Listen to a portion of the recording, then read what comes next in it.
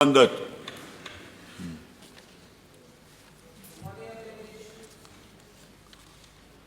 प्रदेश सरकार के द्वारा संचालित महत्वपूर्ण निःशुल्क खाद्यान्न वितरण योजना में अपना अहम योगदान देने वाले प्रदेश के कोटेदारों से संबंधित कुछ महत्वपूर्ण समस्याओं को लेकर प्रश्न पूछने का अवसर आपने दिया, इसके लिए मैं आपका आभारी हूं।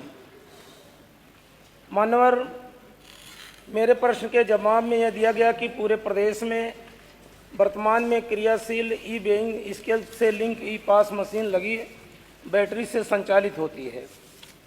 लेकिन मान्यवर, मेरा अनुपूरक प्रश्न है कि बैटरी जब डिस्चार्ज होती है तो उसे चार्ज करना पड़ता है और चार्ज करने के लिए बिजली की आवश्यकता होती है। इसीलिए यह बिजली की व्यवस्था के लिए कोटेदारों को प्रति माह बिजली जो पैसा खर्च होता है, क्या सरकार उसको देने पर विचार करेगी? ग्रामीण क्षेत्र के दूर दराज इलाकों में नेटवर्क की बहुत बड़ी समस्या है। जहां पर कंपनी का नेटवर्क नहीं रहता है, मजबूरन कोटेदार को निर्धारित स्थान से दूर जा कर के जहां पर नेटवर्क पकड़ता है वहां पर बैठना पड़ता है और कोटेदार के साथ साथ गांव वालों को भी अंगूठा लगाने में बड़ी बड़ी समस्याएं होती हैं। कभी कभी पास मशीन में नेटवर्क ना होने के कारण इसको वाईफाई से कनेक्ट करके चलाना पड़ता है। मेरे प्रश्न के जवाब में आया कि पास मशीन में लगे सिम को रिचार्ज करने के लिए इंटरनेट पैक सिस्टम इंटीग्रेटर संस्थाओं द्वारा डाला जाता है, लेकिन मान्यवर जो पैसा उसका मिलता है वो संस्थाओं को चला जाता है।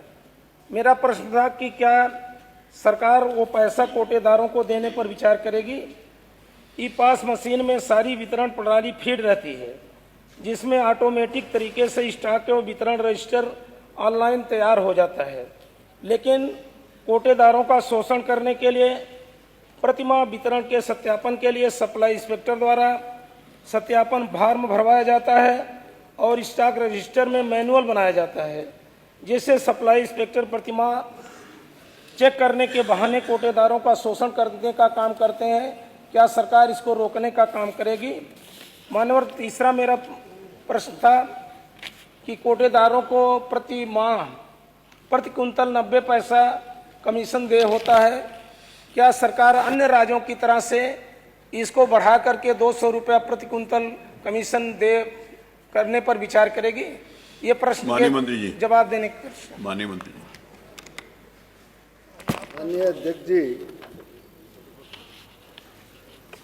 90 रुपये प्रति कुंटल कोटेदार को कमीशन दिया जाता है और मान्यवर जितने भी बोरे होते हैं उन बोरों की बिक्री करके भी वो कोटेदार ही रखता है। दूसरे नंबर, जहां अन्य प्रदेशों की इस तरह से मान्यवर हम एवरेज ये करते हैं कि यदि 2000 यूनिट की कोई दुकान है कोटेदार की, तो उसको लगभग 150 रुपये के हिसाब से 2000 यूनिट वाले को करीब 14-15 हज़ार रुपये प्रतिमाह पड़ जाता है। और मान्यवर ये महीने में केवल 10 दिन उसको कोटा बांटना होता है। ये कोई पूरे महीने का काम तो होता नहीं। इसके अलावा हमने ये किया है मान्यवर कि जो भी विद्युत बिल जमा कर सकता है वो कोटेदार, विद्युत बिल जमा करने पे भी उसे 1000 रुपये में 85 रुपये कमीशन मिलता है। मान्यवर इसी तरह से गैस सिलेंडर, छोटे गैस सिलेंडर भी वो बेच सकता है। 35 ऐसी चीज़ें हैं मान्यवर जो हम उत्तर प्रदेश सरकार ने उनको अलाउ किया है कि वो इन चीज़ों को भी बेच सकता है। जन सुविधा केंद्र भी चला सकता है। इस तरह से वो मात्र 10 दिन की जो उसका परिश्रम है, उस 10 दिन में उसको कहीं कोई घाटे का सवाल नहीं। इन्होंने जो उदाहरण दिया कि कुछ राज्यों में 200 रुपये है, उन राज्यों में बोरे बेचने के पैसे सरकार में जमा होते हैं, उनको वो नहीं दिया जाता। दूसरे नंबर, हमने जो 35 चीज़ अलाउ कर रखी हैं उसे बेचने के लिए, वो उन राज्यों में अलाउ नहीं है।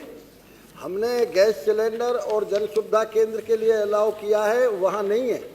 यहाँ एक माननीय मुख्यमंत्री जी ने इतनी अच्छी योजना चलाई है, अन्नपूर्णा भवन। सरकार की ज़मीन पे 8,45,000 रुपये से उसको भवन बना के दिया जाएगा कोटेदार को, जिसमें वो अपनी दुकान चलाएगा और कोटा बांटेगा। और मान्यवर अब तक जो 5,000 भवन बन रहे हैं हमारे, वो तो मनरेगा से बन रहे हैं, जिसमें केंद्र सरकार का भी प्रतिशत है। अब के तो माननीय मुख्यमंत्री जी ने उत्तर प्रदेश बजट में प्रावधान कर दिया अन्नपूर्णा भवन बनाने का। ठीक, हम अन्नपूर्णा भवन बना के देंगे, इसलिए उसे कहीं बढ़ाने की कोई आवश्यकता प्रतीत नहीं होती। प्रश्न संख्या 4 श्री शर्जील इस्लाम। श्री शर्जील, मैंने प्रश्न किया था, क्या ये कोटेदारों को सीधे पैसा देने पर विचार करेंगे? तो बता दिया क्या क्या दे रहे हैं, उसके अलावा भी बहुत सारी चीजें बता दी क्या दे रहे हैं। श्री शर्जील इस्लाम। मैं आप सबका आज के इस कार्यक्रम में बहुत बहुत स्वागत करता हूँ, अभिनंदन करता हूँ। साथियों मित्रों, आज ये मेरे लिए अत्यंत हर्ष का विषय है कि आप सब बड़ी संख्या में प्रदेश के कोने कोने से उपस्थित होकर राशन डीलर भाइयों बहनों की समस्याओं को एक मंच देने का आप सबने काम किया। इस नाते मैं पूरे एसोसिएशन का हृदय से आप सबको अभिनंदन देता हूं, साधुवाद देता हूं। साथियों मित्रों, कोरोना का महासंकट रहा या देश और दुनिया का सबसे बड़ा जन महाकुंभ रहा, और चाहे पंडित दीनदयाल उपाध्याय जी के एकात्म मानववाद को गरीबों तक, कमजोर लोगों तक, शोषित वंचितों तक सरकार की योजना पहुंचाने की बात हो, वो आप सारे काम बहुत मजबूती के साथ आप सब राशन डीलर भाइयों बहनों ने किया है। इस नाते मैं पूरे उत्तर प्रदेश के सभी 80,000 राशन डीलर भाइयों को बहुत बहुत साधुवाद देता हूं, उनकी धन्यवाद। साथियों, कोरोना का जब महासंकट था कि जब लोग अपने सगे संबंधियों से मिल नहीं पाते थे, उस समय आप एक एक व्यक्ति को, समाज का जो अंतिम पायदान का व्यक्ति था, जो मोदी जी का विजन था, कोई भूखा न रहे, कोई भूखा न सोए, उसके लिए आप सब ने अपने प्राणों की भी बाजी लगाने में आप सब पीछे नहीं रहे। ये बहुत आप सबका काम है। अभी आपके प्रदेश अध्यक्ष आदरणीय राजेश तिवारी जी कर रहे थे, जिस तरीके से महाकुंभ में चाहे वो अखाड़ा रहा हो, चाहे वहां कल्पवासी रहे हो, चाहे विभिन्न साधु संतों का जो आश्रम था, वहां पर होने वाले भंडारे थे, जिस प्रकार से आपने सहयोग किया, इस साथियों किसी से छुपा नहीं। आप समाज का कोई भी व्यक्ति हो जिसको हम नहीं जानते हैं, भले ही हमारे गांव का हो, लेकिन आपको ये मालूम होता है कि परिवार की क्या समस्या है, उस समस्याओं को निदान करने के लिए आप जो मिलता है उसको तो देते ही हैं, लेकिन अगर जरूरत पड़ती है तो अपने पास से भी उसकी मदद करने का काम करते हैं, सहयोग करने का काम करते हैं। आज आप एक ऐसी इकाई के रूप में उत्तर प्रदेश के हैं, जो आज पूरा उत्तर प्रदेश आपकी क्षमता को जानता है। किसी नाते चाहे हमारे माननीय विधायक आदरणीय चाहे रमेश मिश्रा जी हो, और चाहे अभी हमें जानकारी मिली चाहे पूर्व मंत्री फतेह बहादुर सिंह जी हो, हमारे महोबा के चाहे माननीय एमएलसी जी हो, और चाहे पूरे उत्तर प्रदेश में रहने वाले सारे जनप्रतिनिधि हो, आपकी समस्याओं से वाकिफ भी होते हैं और आपकी समस्याओं को निदान करने के लिए माननीय मुख्यमंत्री तक भी आपकी बात को पहुंचा दी जाती है। और साथियों, यही कारण है कि 2017 में उत्तर प्रदेश में सरकार बनने के बाद जो ऐतिहासिक और क्रांतिकारी परिवर्तन हुए, वो किसी से छिपे नहीं है। उत्तर प्रदेश के अंदर 2017 से पहले इस उत्तर प्रदेश को खाद्यान्न माफिया अपने जेब में इसको रखते थे और बड़ी चालाकी के साथ गरीब के हक का डाका आग के माध्यम से वो डलवाने का काम करते थे। लेकिन उत्तर प्रदेश में योगी जी की सरकार बनने के बाद जो ऐतिहासिक और क्रांतिकारी परिवर्तन हुए, आज उसी के कारण पूरे देश के अंदर आज खाद्य रसद विभाग ने पहली पंक्ति में अपना स्थान बनाने का काम किया है। इसमें आप सबका जो परिवर्तन हुए, आज चाहे पास मशीनों के माध्यम से ईवीआई मशीनों को कनेक्ट करके चाहे वितरण करने की बात हो, और चाहे वाले गोदामों की व्यवस्था करके सीधे एफसीआई से डोर स्टेप डिलीवरी देने की बात को ये ऐतिहासिक काम साथी योगी जी के नेतृत्व में। एक समय ऐसा भी हुआ करता था कि जब लोग जो लाभांश के लिए लोगों को पता नहीं रहता था, लेकिन आज योगी जी ने लाभांश की व्यवस्था ऑनलाइन करके आपके भुगतान को ससमय कराने का काम योगी जी के नेतृत्व में साथी हो रहा है। यही नहीं, किसने ये कल्पना की थी? आप 40 साल से हो, 50 साल से हो, आप 30 साल से हो, किसने ये कल्पना की थी कि हमारे पास भी सरकार आपको गोदाम बना के देने का काम करेगी? मुझे इस बात की बतलाते हुए खुशी है, आज लगभग 5000 से अधिक अन्नपूर्णा स्टोर पूज्य योगी जी के नेतृत्व में आज बनकर तैयार हो गए हैं। और आपके योगी जी ने अन्नपूर्णा स्टोर के निर्माण के लिए वित्तीय वर्ष 2025-26 के बजट में 200 करोड़ रुपए का प्रबंध करने का साथियों काम किया है।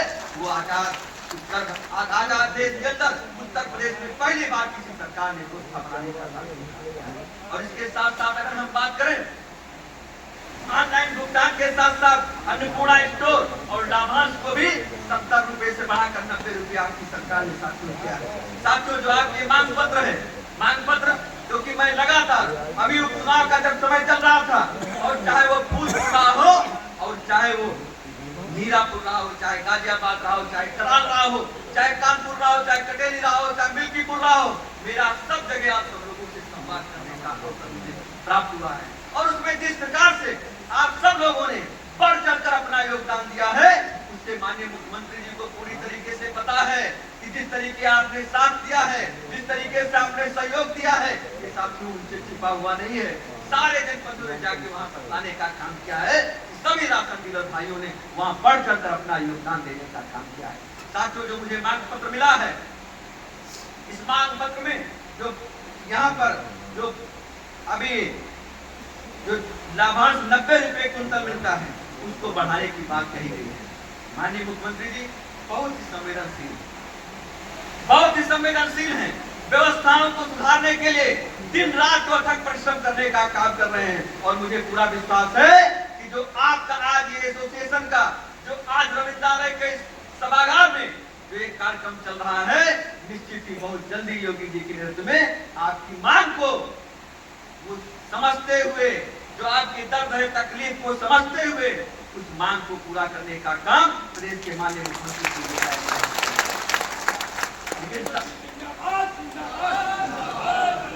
लेकिन साथियों, मैं आप सबसे एक अनुरोध करना चाहता हूं कि आप सब लोग, क्योंकि जो व्यवस्थाएं बिगड़ी व्यवस्थाएं थी, उन बिगड़ी व्यवस्थाओं को सुधारना बहुत ही कठिन काम है। लेकिन बिगड़ी व्यवस्थाओं को सुधारने का काम प्रदेश के मुख्यमंत्री योगी आदित्यनाथ जी ने आप सबके सहयोग से किया है। आप कभी इस बात को लेकर पीछे नहीं रहे। कोरोना का संकट है कि हमारे वहां कोई राशन कार्ड धारक ना आने पाए। जब जरूरत थी, आपने हर प्रकार से सहयोग करने का काम किया है।